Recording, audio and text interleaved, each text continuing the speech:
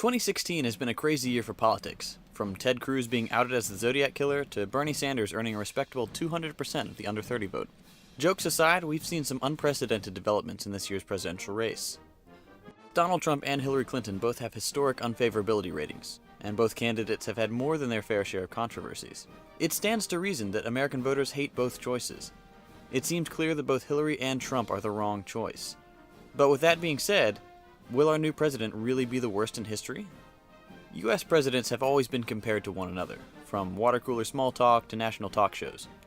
Over the years, a kind of consensus has been formed on where past presidents stand compared to one another. We're going to shed some light on why the very worst presidents earned their titles. Now, to preface this list, let me explain where these standings are coming from. Since the 1948 Schlesinger poll, there have been at least 18 polls of notable scholars ranking the effectiveness of US presidents. I've taken the aggregate results and compiled one master list of common names. In chronological order, let's have a look at how these presidents stack up. Franklin Pierce, the 14th President of the United States, served for 4 years between 1853 and 1857. He was a Northerner with a decidedly Southern attitude towards slavery. He was an expansionist and worked to annex what many feared would become more slave states. Pierce was a supporter of the Kansas-Nebraska Act, which would effectively repeal the Missouri Compromise and allow the two new states of Kansas and Nebraska to decide for themselves whether they would allow slavery. Perhaps no single figure stoked the fire leading up to the Civil War as much as Pierce. He was denied a second term, as everyone, including his former supporters, had grown to hate him. After the presidency, Pierce spent the rest of his life drinking heavily and bad-mouthing Lincoln. Immediately after Pierce was James Buchanan, often regarded as the worst president in history. The reason for that? Well, he didn't really do anything. That's not so bad in some circumstances, but Buchanan chose not to act in the face of the Civil War. He called the issue of slavery a matter of but little practical importance, and supported the notion that states should be allowed to decide for themselves whether or not to allow slavery. The country slid into an economic depression as the Civil War approached, which Buchanan seemed to ignore. Within 3 months of his election, 7 states had left the Union. Today, Buchanan has the distinction of being remembered as the president before Lincoln. Andrew Johnson, the 17th President of the United States, is regarded as the worst possible person to have served as president at the end of the Civil War. He was a bull-headed, racist dictator of a president who refused to compromise on any issues. He opposed the Freedmen's Bureau Bill, the Civil Rights Act of 1866, and the 14th Amendment, which helped extend the period of post-war strife tremendously. Johnson was committed to denying civil rights for blacks, and was responsible for the failure of Reconstruction to solve the race problem in America.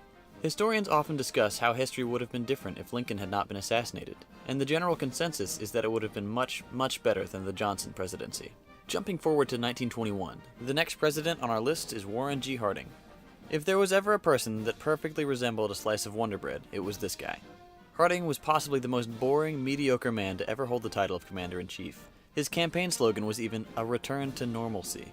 He surrounded himself with some very capable cabinet members, but also some very dishonest cheats who became known as the Ohio Gang, many of whom were later charged with defrauding the government. Harding was involved in affairs with at least 2 women, one of whom was a German sympathizer who tried to blackmail him and was paid off by the Republican Party. What little he did do in the presidency was decidedly negative. Harding passed tax cuts for the rich, opposed organized labor, secured foreign markets for wealthy American banks, acquired oil markets in the Middle East, and is generally regarded as having laid the groundwork for the Great Depression. Harding died during his first term in 1923. Finally, a president still fresh on everyone's mind.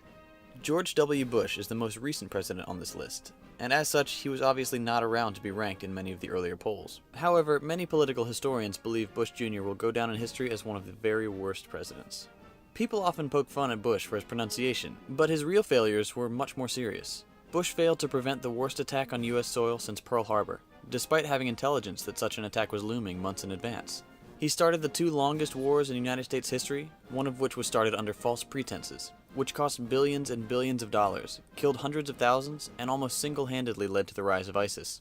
Bush had the good fortune of inheriting a budget surplus, which he promptly squandered and ended up with a massive deficit. He's responsible for loosening many of the regulations that led to the financial crisis of 2008. He's responsible for the Patriot Act and the current state of domestic surveillance. Of course, many of these things can't be pinned on Bush alone. Many of the issues that exploded during his presidency were growing quietly for years, such as the housing market crash. However, even if Bush can be forgiven for everything else, the Iraq War is reason enough to condemn him to a legacy of failure. The Bush Doctrine, which allowed the US to justify the invasion of Afghanistan, was the single biggest change in American foreign policy since the Monroe Doctrine. Historically speaking, Bush was the only president that would have had the inclination to pursue these wars and spend billions of dollars and throw away thousands of American lives to do it. Have no doubt, 100 years from now, George W. Bush will be regarded as probably the worst post-Depression president. With all those presidential disasters behind us, it's hard to imagine that Trump or Hillary will be worse. But you never know. If you enjoyed this video, please like and subscribe to keep up to date with the latest content. Thanks for watching, and we'll see you in the next video.